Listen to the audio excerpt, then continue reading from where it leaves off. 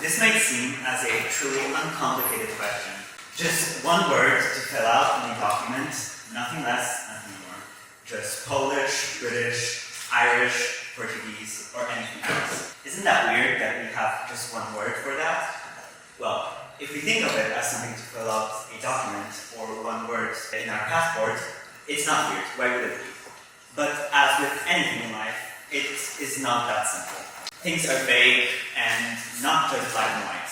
And that's why I'm here today to talk about what national identity actually is and why our understanding of it is misleading at best and blatantly wrong at worst. For a while now, I have been interested in international relations where war and different conflicts are omnipresent. But the most fascinating, at least for me, area of this are secessionist movements.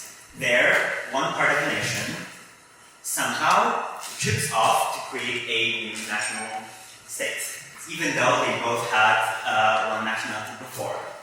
That's as if I took a oat cookie, broke it in half, and one part now became chocolate. That just doesn't make sense, does it?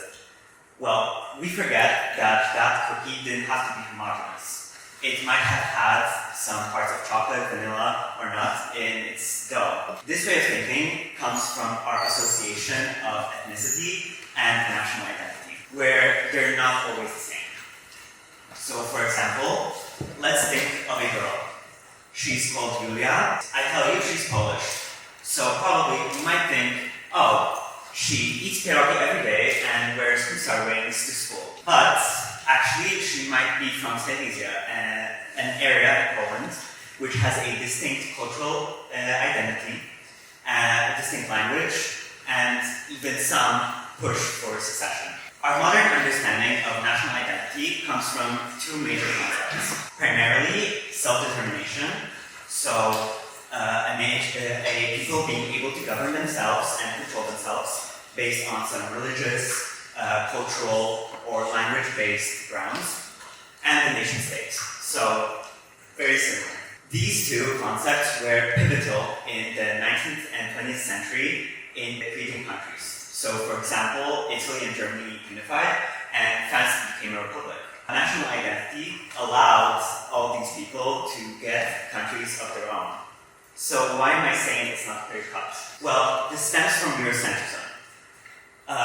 Europe is mostly an ethnically homogeneous area.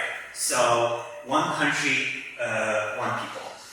But when we venture out into other continents, it is not as easy as that. So, for example, this is also mostly caused by groups of people in one country being under one nation, so having one national identity despite being two completely different people. Moreover, this is even kind of strange, since even in Europe, some areas could be contested. Take, for example, Germany and Austria. They both speak German. They were both tied in the past, so why are they not one country under one national identity? Well, borders and culture will tell you differently. So, as I said, Europe is mostly ethnically homogeneous, while other continents are not. So, if we take India, for example, an ethnically diverse country where many groups of people live under one nationality, where all of them will call themselves Indian. But if we take a person from Nagaland and Punjab together, they will look like completely two different people from two different countries, despite being from one country. So to an uninformed European or American, it might seem as they are from different countries, with different national identities, where that is not true. I'm speaking of some larger issues around the world, and it might seem a bit alien to us in Poland since we are known for our diverse population, at least when it comes to ethnicity. But if we look a bit closer, it is much more closer to us.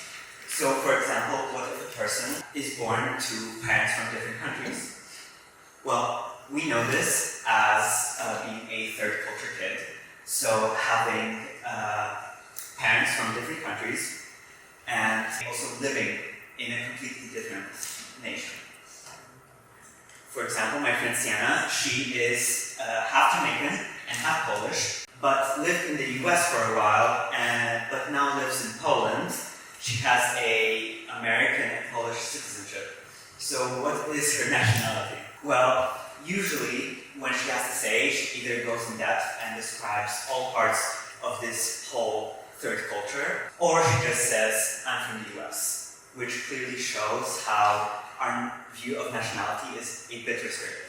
One thing I forgot to mention all around is that national identity has been often also used in the past to excuse some heinous crimes. So usually one nation which had imperial or imperial wants would use national identity as an excuse to invade another country. Here, it wouldn't really make sense, but they would say, oh, they speak the same language, so they're also a part of our nationality. For example, here, the Third Reich in the 30s of the past century excused invading the Sudetenland, an area in Czechoslovakia, to invade them and used the excuse of ethnic Germans to invade the country. This is clearly still happening today and shows how national identity has been often used and is often still used as an excuse for imperialism. So, is national identity real? Well, of course it is. I'm not saying that it's not, but a thing that I would want you to remember is that our modern view of it, our modern Western view of it, is extremely restrictive, and because we're humans and don't need just one label to define something, by using more vague language or understanding some deeper connections, we can create a more inclusive and better society.